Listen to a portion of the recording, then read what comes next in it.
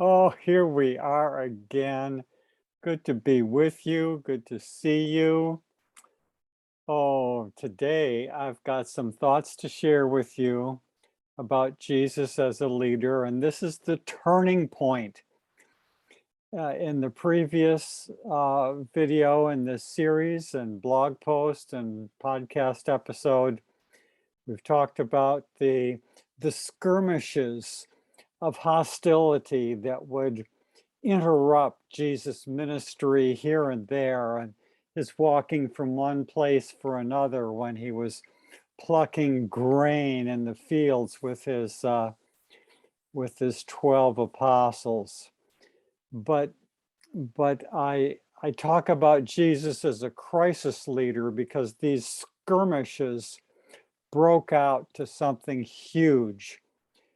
And what we see in this pivotal moment. Now, this includes several episodes, and they're all gathered together in the New Testament book of John, chapter 6. And we've got the feeding of the 5,000 or more, depending on what scholars you listen to. And we've got the king-making episode, the people who were miraculously fed.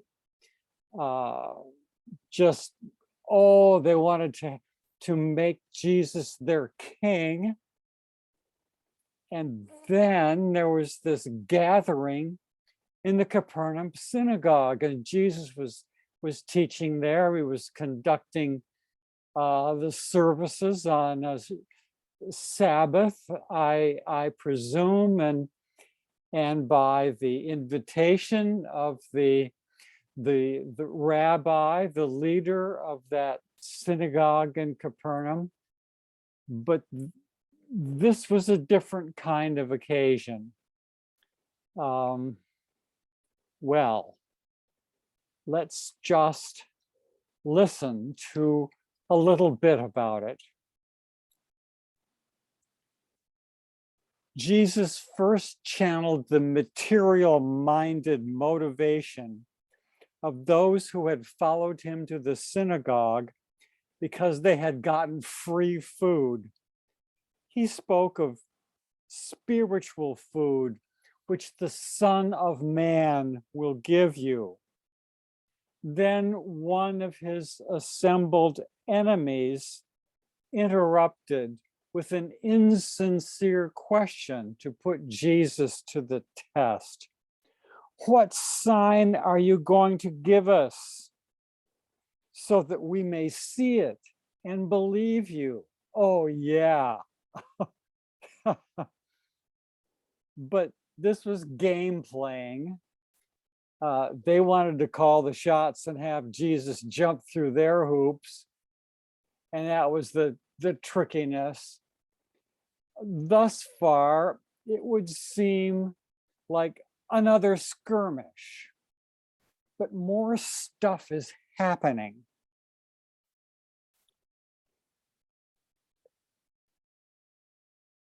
Again, what sign are you going to give us then so that we may see it and believe you? Our ancestors ate manna in the wilderness. As it is written, Moses gave them bread from heaven to eat.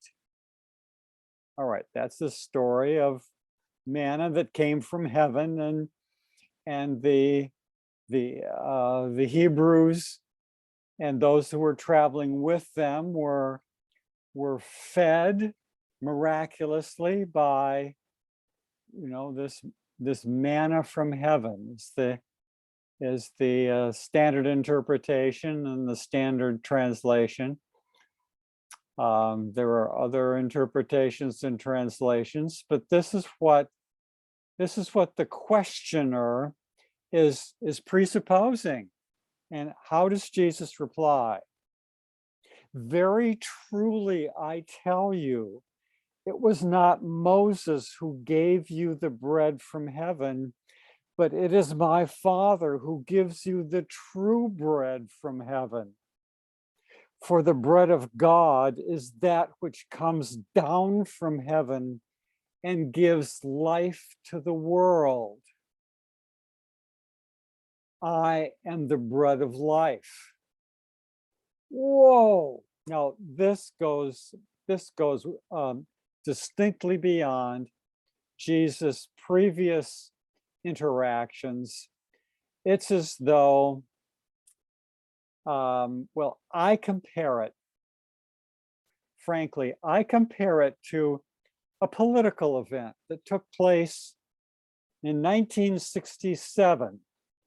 And I do not wish to take sides or make a political statement, but there is this historical fact that the states surrounding Israel were mobilizing their forces to attack, and they were getting ready, but the brilliant Israeli leader, a name comes to mind, and I won't say it because I don't want to risk a mistake. He preempts and he attacks them. And by preempting, he's got the initiative and he's got the power, and they're not setting the agenda. I see Jesus doing something similar. And in one of these previous skirmishes, one of the, some of the Pharisees rush off to Jerusalem to go tell the authorities there what's going on about this amazing Jesus and his presumptuous healing on the Shabbat, on Sabbath.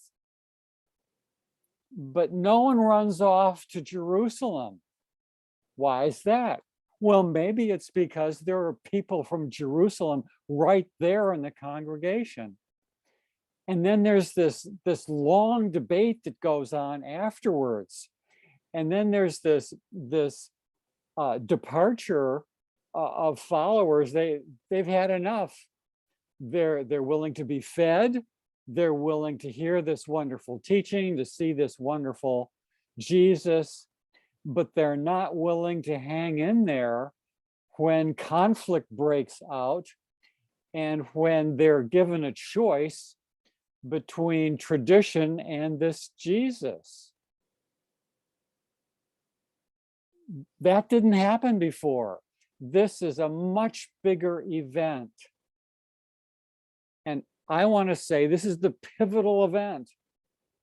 Jesus grew up. We know just a few touches about that. We can infer more from what we know of Jesus later in life. But then he went into phase 2 of his life, and that was proclaiming his positive gospel message. And these are chronological phases, but they're also structural phases. They don't all sort out in a clear chronological sequence. But then you get these skirmishes interrupting the proclamation. And then you get this event, the cluster of events in John 6. And after that, Jesus has made the crisis explicit. That's what happens in John 6. He takes the initiative, he makes it explicit.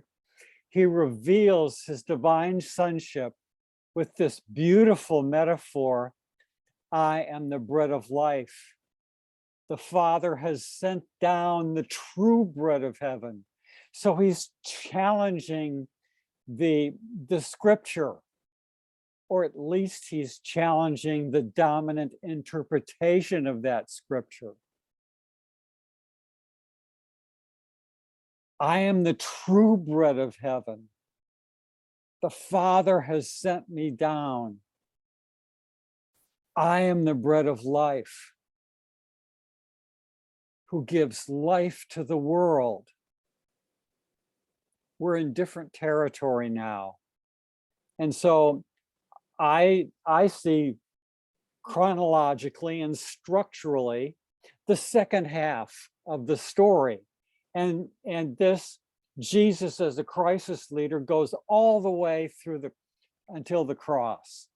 And then the last phase of it is the resurrection and the appearances that he made after the resurrection, teaching about the kingdom again, more the basic gospel themes, which have got to be insisted upon after all this miraculous stuff is going on. And then you've got the ascent to heaven and the sending of the Spirit of truth, and from the day of Pentecost on to our time. I mean, that's the rest of the story. But we've got this pivot, and that's why we're looking at Jesus' leadership today. Now, I want to just make a few observations and then let it go.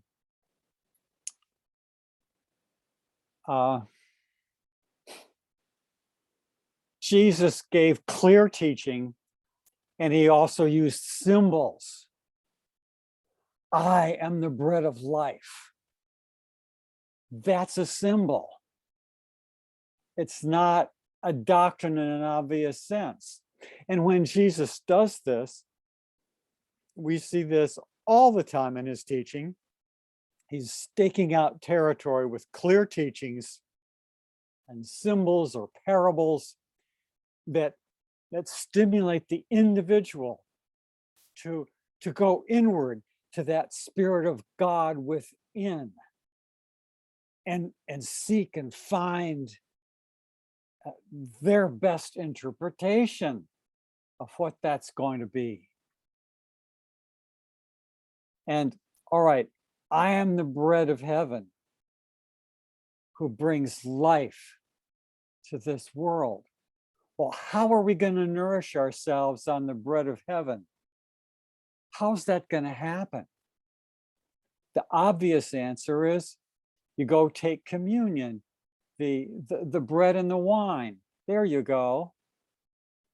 Yes, that's part of the answer. Is that the whole answer? That answer didn't happen until a long time after this event. Jesus was offering himself then as the bread of life. What's that going to mean? How are we going to nourish ourselves on this bread of life? All right, so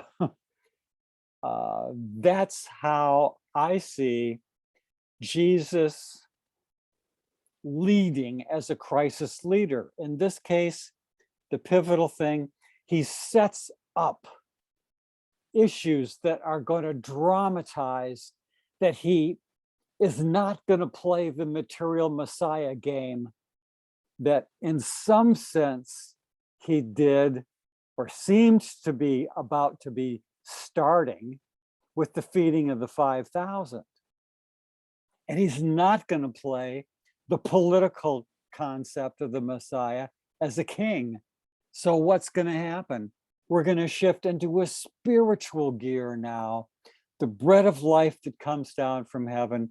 And that's all I'll say for now. Whatever's going on in your life and in our world, always know that you are a divinely created, oh yes, infinitely loved, spiritually indwelt, evolutionary, yes, free will, yes, son or daughter of the living God, yes, yes, yes. Let's go. Good day.